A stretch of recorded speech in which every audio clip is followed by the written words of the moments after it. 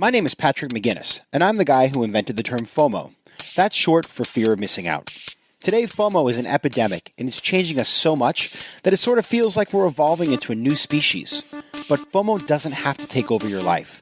You can find the power to choose what you actually want and the courage to miss out on the rest. I'll show you how right here on FOMO Sapiens. FOMO. Welcome to FOMO Sapiens, powered by AW360. This is the show about how to have the power to choose what you actually want out of business and life, and how to find the courage to miss out on the rest. I'm your host, Patrick McGinnis, aka the guy who actually invented the term FOMO, and I'm here taping the show in New York City, a place where even the rats have FOMO. Today we're going to be talking about something I think is very important in life and careers, and that goes back to a quote that I always think about, and it goes a little something like this. Always have more than one string to your bow. What does that mean? Basically, it means that we should all try to do more than one thing in our lives and our careers. And I learned this the hard way. In 2008, I was working at a job on Wall Street. That's all I did, heads down, working all the time, thinking about the paycheck and the fact that I had stock in that company. Unfortunately, that company was AIG. My company blew up overnight, and I had to figure out how to reinvent myself. And what I realized at the time was that I would have been much better off having built up a portfolio of activities and actually building something for myself. Well, the good news is we have the perfect person here to talk about that today. My guest is Dorie Clark, and she is the author of Stand Out, Reinventing You, and her newest book is Entrepreneurial You, and it's a guide to doing exactly that, building a portfolio career, monetizing all of your talents and skills, and building a personal brand at the same time. Dorie has a bio that is so impressive. I'm going to look down to make sure I don't miss anything. She's an adjunct professor at Duke's Fuqua School of Business. She is a writer for Harvard Business Review. She has been given lots of attention and praise and love by magazines like Inc. and the New York Times. And she's got all kinds of other incredible projects and skills that we'll dig into in the interview. So without any further delay, I want to welcome Dorie to the show. Hey, thank you, Patrick. Wow, it's so good to have you here. It is totally great to be here. Okay, so Dorie, I always like to start with the same question, as if it's relevant, of course, which is, how do we know each other?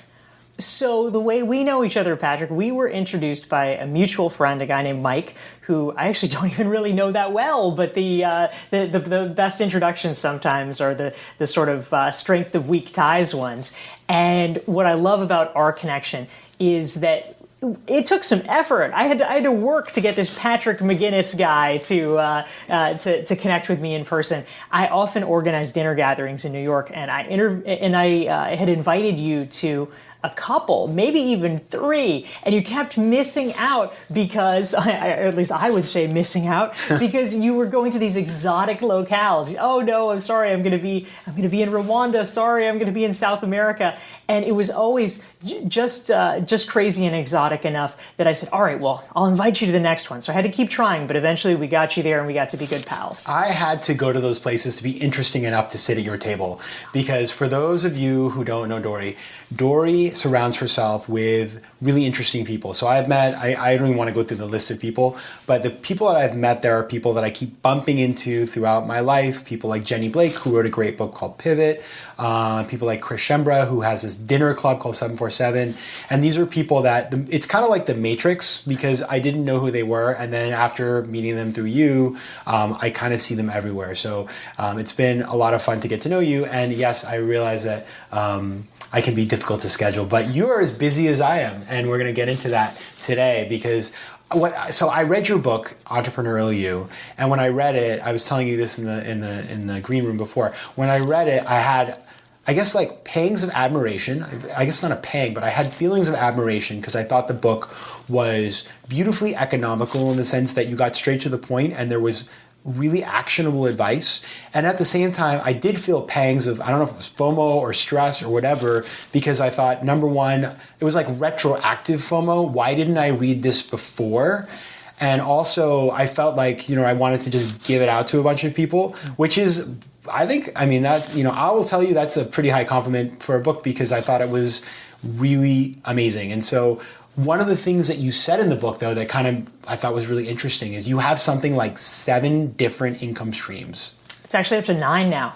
Oh, okay. So I'd love to just, run through, what are the 9 different income streams? Yeah, absolutely. So the most important point is this has been built over time. This is not a sort of overnight kind of thing, but the 9 income streams. So I do marketing strategy consulting, which is actually how I started my business.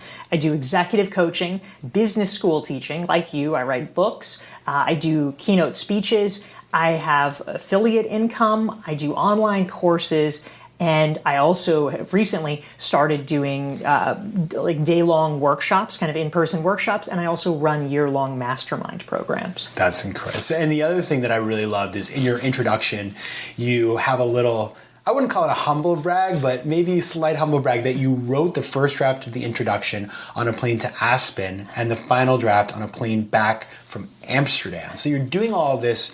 And you're also traveling, and you were just saying before you're going to South Africa, you're able to basically be mobile while you have these 9 income streams. Is that correct? Yeah, it was actually an explicit goal of mine. I decided maybe 6 or 7 years ago that I wanted to try to transition my business because like a lot of people, I started my own small business basically, and I did this marketing consulting, and I found like I was just in meetings all the time. I was constantly schlepping to clients' offices and driving places, and it didn't feel very free. I was working for myself, but there wasn't a real sense of freedom. And so I sought very specifically to try to develop a location-independent business because that was much more the vision of what I wanted to be able to do. Would you call yourself a digital nomad? No, because it's a little pretentious. But yes, I also dislike that term. This is why we're friends. Okay, so as I said, I really like this book, and I don't say that all the time. But I wanted to better understand when you wrote this book, Entrepreneurial You, who did you have in mind? I guess who are you writing this for, either in a current state or maybe thinking about people who might be converted into doing these types of things? Well, the first answer, Patrick, is that I wrote it for myself because I am a big fan of trying to kill 2 birds with 1 stone. And I was looking, speaking of FOMO, right? I was looking at some of our peers, people that we know, and they were doing so well with different online courses and things they were doing. You'd hear about, this multi-million-dollar launch.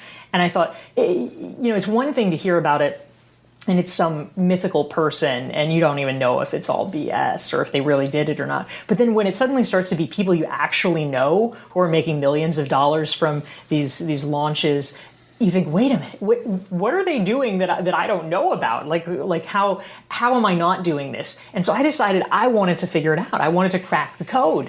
And so I said to myself, what could I do that would enable me to learn more about what they're doing and also be able to have a really good excuse to pick their brain, to use the hated term. And I thought, all right, if I wrote a book about this, that is a fantastic excuse. I'm doing something productive and getting all this secret intel and have the ability to ask them really prying questions about their business models. So I wrote the book on a quest to figure out how to turbocharge my own business. And I figured that in addition to me, if I was interested in this, that there would probably be a lot of other people who were as well. And so to answer that part of your question, what I was imagining was probably a lot of people who are 10% entrepreneur readers, people who are having side businesses, wanting to do something in addition to their day jobs. Maybe they want to do a blog or a podcast and really understand how to monetize it. Or someone who has been an entrepreneur and they've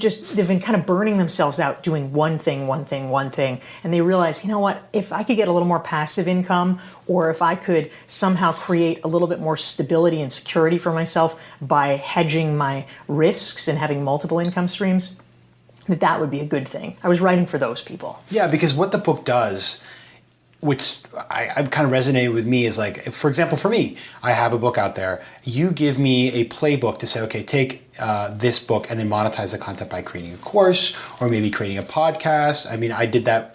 I started working on this before I read your book, but then I was sort of like a little validation, I guess, or working on a mastermind or creating different pieces of content around this. And what I think it boils down to, and you have this really interesting terminology you use, is the courage to monetize. When I read that, I thought that you're capturing something there, because I think a lot of people may think, who's going to pay me for this? Or like, why should I be somebody who's standing up there as an expert on something? But part of the reason for that, I think, is both of us know people who maybe don't have a lot to offer and are making lots of money doing that already, and you think like, oh my God, if this person's doing it, why aren't other people I know who are even more impressive? But part of it is also because there is huge demand out there for these materials, and if you have them, why not do something with them? Like how, I'd love to get your take though, I guess in more detail. That was my take on the Courage to Monetize, but how do you think about it?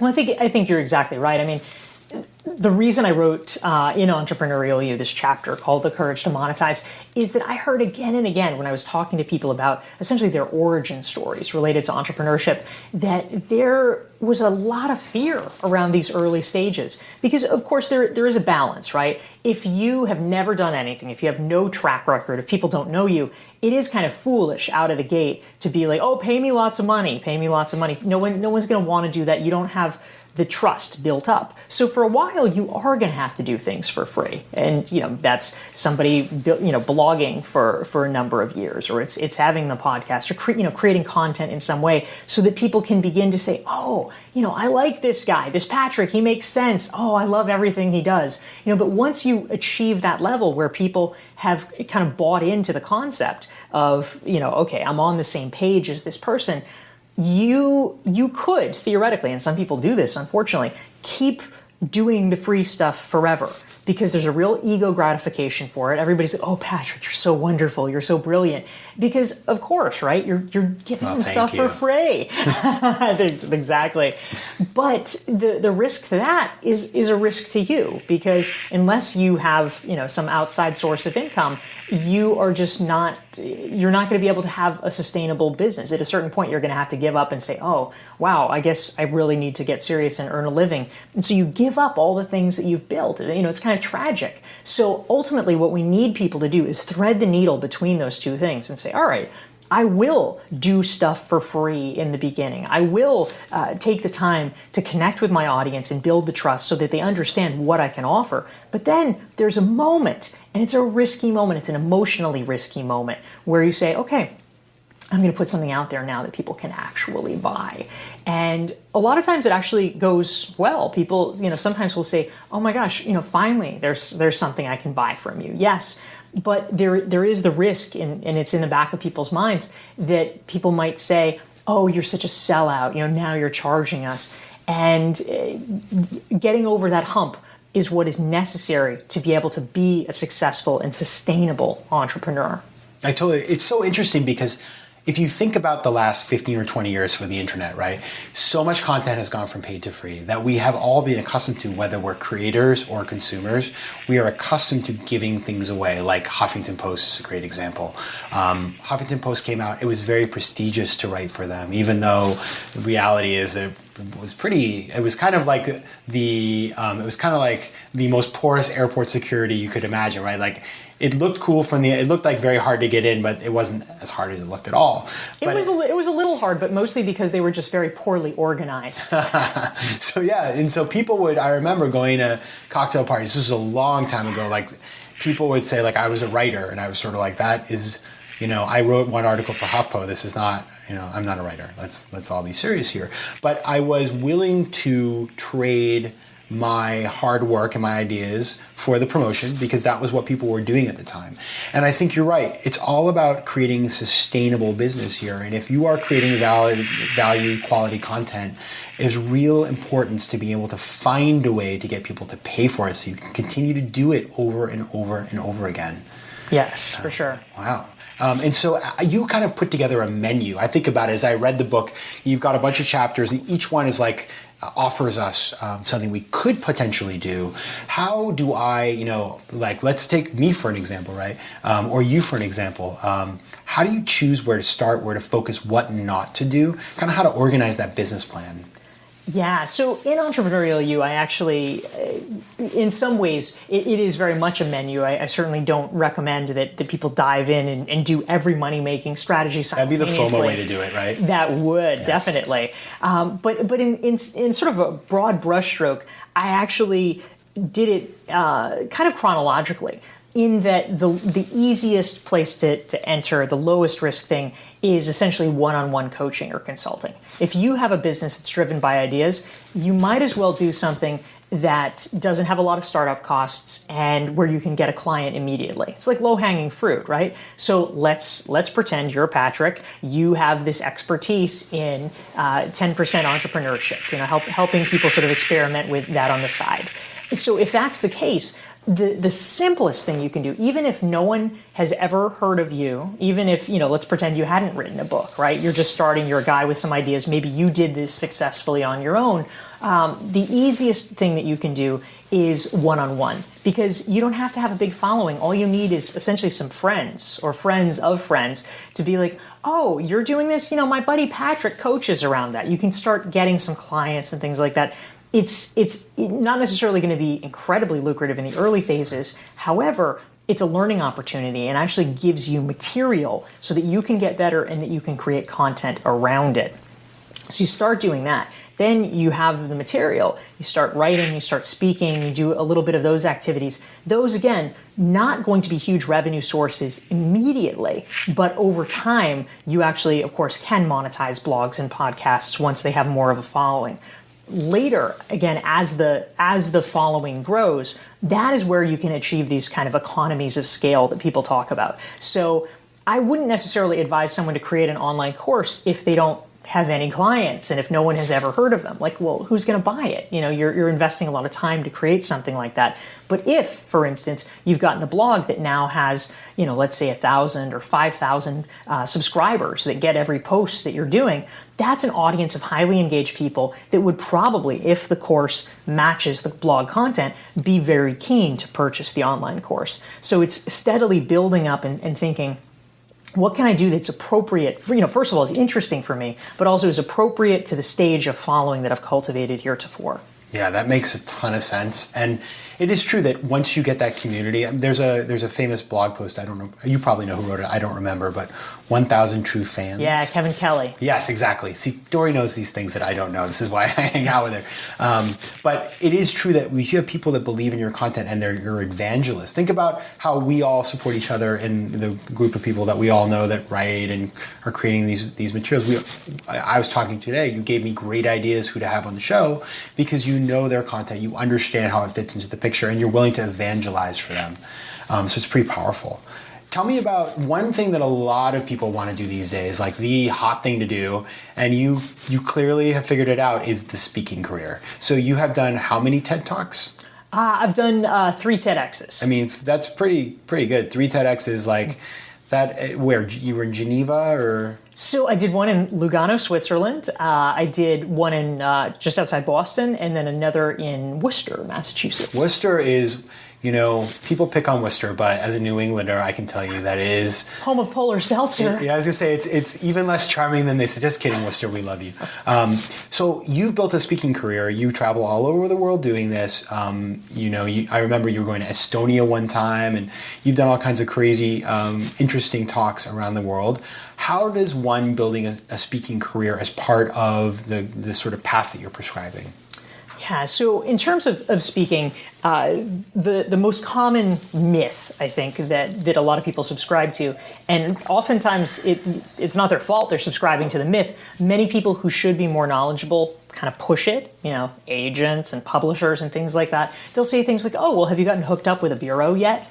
And it's a little ridiculous because the truth about speakers bureaus is that until you are a big name, they really don't care about booking you because the money just isn't in it for them. They'll get about a 25% cut. And if you're, a newbie speaker that's getting $2,500 or $5,000, it's just not worth it for them to try to promote you. What they want, of course, is the $50,000 speaker that they can get a huge commission on. So early on, a bureau is not going to solve your problems. People are always looking for a magic bullet, and it really doesn't exist. There is a process, and I've written about this for the Harvard Business Review and elsewhere. We have a whole chapter on it in Entrepreneurial You. But the basic idea of how you build a speaking career, first of all, of course, as with a lot of things, you have to speak for free initially. And that creates a little bit of momentum around your name. People begin to see you and then think of you as a speaker. You get better, frankly, which is helpful because most of us are not great speakers initially.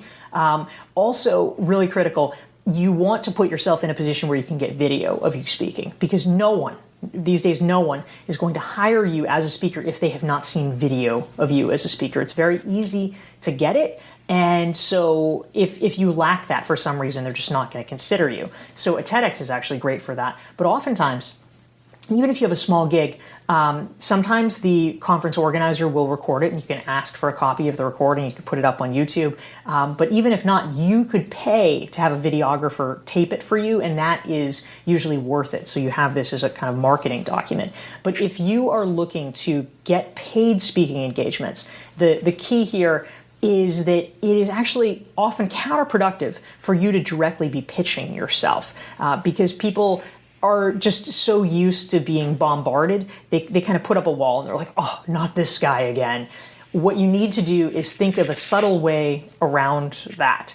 And there's two possibilities that I suggest to people. One is, this is where content creation becomes really critical, and I encourage people to do it. If you are creating content, if you, for instance, are blogging in a publication that the conference organizers read regularly, which is actually not that hard to do, especially if you're aiming to speak at a very specialized conference, then they will often see your byline and become interested and seek you out. That's a dynamic that you want to cultivate. But if you want to be a little bit more proactive, you look at people who have spoken in the past at that event and try to see, are they friends of yours? Are they friends of yours? Or are there people on the host committee that you have a connection to? You basically work your LinkedIn channels and try to get a warm lead where that person is recommending you to the decider. If you can get that, that is very powerful. But you lose points, ironically, if you go directly and pitch yourself. It's so, this is, I mean, again, I've lived through this, and it's really interesting because it is true that the agencies, they're busy people. It's a numbers game for them. And so bringing on new clients, unless it's like really easy or unless you're Ava Longoria and it's just easy to pitch you, they don't want to do it. And at the same time, going out and trying to, come out with your hat in hand doesn't work. So you have to be really clever, and you have to be willing to do things in the beginning for free, as you said. But if you invest a little time into having a nice presentation, having a good speech, obviously the worst thing to do is spend a lot of time and energy with something that doesn't even work, right? And boring. Have an engaging piece of content that's different and finding, I think, audiences that value your message. So for example, if you're talking about a particular segment or a particular life experience, you want to make sure you're in the right place because, I'm not going to talk about 10% entrepreneurship with a bunch of people who are, afraid of entrepreneurship. I guess I could do. I've actually spoken at an actuarial conference and it went over very well. So, we can always convert people, but it is harder in those kinds of environments.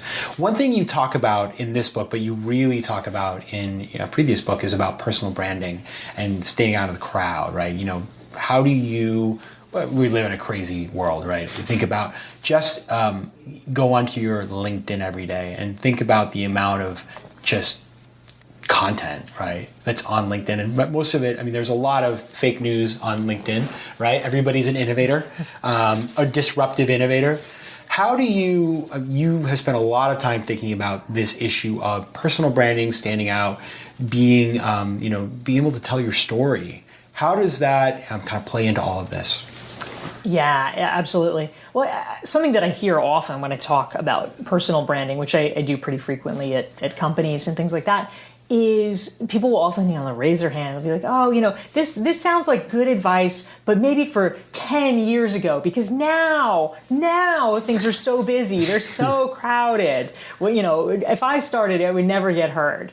And okay, so number one, 10 years ago, people were saying the exact same thing. That's the most important thing to realize. Is it's not changing. It's essentially like saying, oh gosh, I should never buy real estate because the only time that one should have bought real estate is in the past, and now all opportunities are closed off in forever. It's like, no, there's the Japanese saying that the best time to have planted a tree is 20 years ago. The next best time is today. Okay, I was going to say that, but I had 10 years ago and I thought it was Chinese. So anyway, but that's exactly okay. Continue. It probably is. I don't know. I'm thinking bonsai, whatever.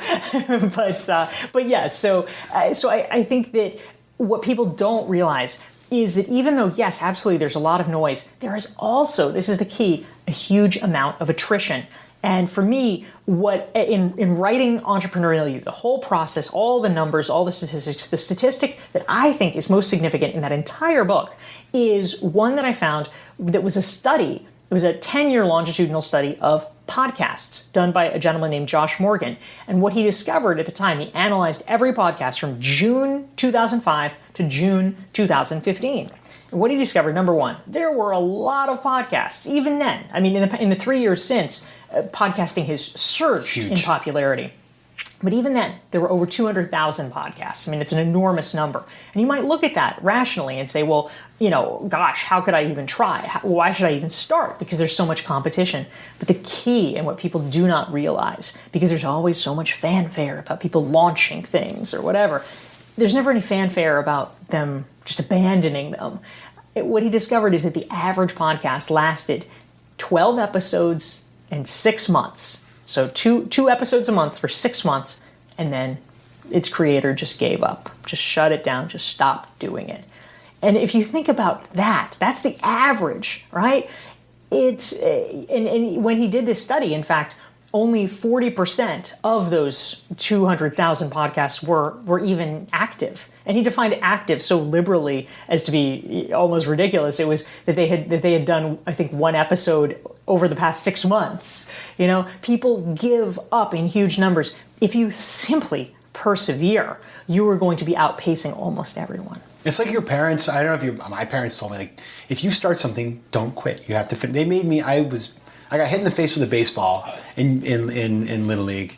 I was not awesome at baseball. That wasn't where I was meant to spend my time. But they wouldn't let me quit. It's follow through, and I think that's a really. If you're going to start one of these endeavors, the ones you talk about, you can't sort of quit, on day 3 when it gets hard and you have to spend a little money, right? Before we end here, I want to hit on something. So, Dorie, as I said, you've got your 9 streams of income, but you're always developing new things, and they're not just in the world of business and coaching and writing. You're also, you've got an Emmy Award a Grammy Award for producing a jazz album, and you are working on a Broadway musical about entrepreneurship, right? So on the surface, these things they seem like they're very far outside of what you do in the rest of your life. Is that right, or are they far more harmonious than we might imagine? Well, for me, my interest in music producing, my interest in writing musicals, they certainly don't directly link up with the work that I do. I mean, much like we were talking earlier about the fact that I went to divinity school, and at the time, I did this years ago, right after college, but people were like, what is it? What are you going to do with that? The famous question. And the answer is, I don't know. It's interesting. I have always been a fan of the concept of optimizing for what is most interesting. And you don't know and you can't predict what the connections are going to be. But it leads in different places. I am very open to exploring and finding out. In fact, the music producing opportunity that I got, which led to being involved with this album, which won 2 Grammys, was because of a guy that I met who crossed into my world because he wrote a business book. And that wasn't necessarily his main thing. He writes a lot of different kinds of books. One of them was a history of jazz music, and it turned out he's a very serious jazz musician, jazz producer. And we became friends. I helped him out. I did him a favor, and essentially he wanted to do a favor for me. And so he brought me into this project that ultimately ended up winning the Grammys. I got to go to the Grammys. I got to be on stage at the Grammys while the artist was accepting the award. It was really a cool experience. Something you literally just could not have predicted. But it came from being open and building a broad-based network. The way I think about that, I heard this awesome podcast from Harvard Business School. It's on their Cold Call podcast about this woman who was a jazz singer and a banker. And she was this fascinating woman, and her motto was embrace complexity. So you're embracing complexity. You clearly, it's paying off. You've got a Grammy on your shelf. This has been amazing. I feel like I just kind of climbed inside your brain for half an hour, which is it's stuffed full of a lot of things, but very well put together and organized. Many bins full of good stuff. If people who watch FOMO Sapiens want to follow you, get in touch, learn from you, where can they find you? Well, thank you, Patrick. So the new book is Entrepreneurial You, and if folks are interested in diving more into that oeuvre, they can go to my website. It's dorieclark.com, DORIECLARK. It has more than 500 free articles that I've written for places like Forbes and Entrepreneur and the Harvard Business Review that provide a lot of insight into different ways to do business better and hopefully be living the kind of lives that would make FOMO unnecessary. We can't have that. We cannot live in a FOMO-free environment or I'll be out of a job. But that said, if you want to learn about more about FOMO, more about me or the 10% Entrepreneur, which we talked about earlier, you can go to my website. It's www.patrickmcginnis.com. There you'll find, I certainly don't have as many free articles, so you should go to Dorie's to read all the articles, but there's some stuff on there you might find interesting. You can also find more information on FOMO Sapiens. So thanks a lot for joining today, and until next time, take care of yourself, FOMO Sapiens.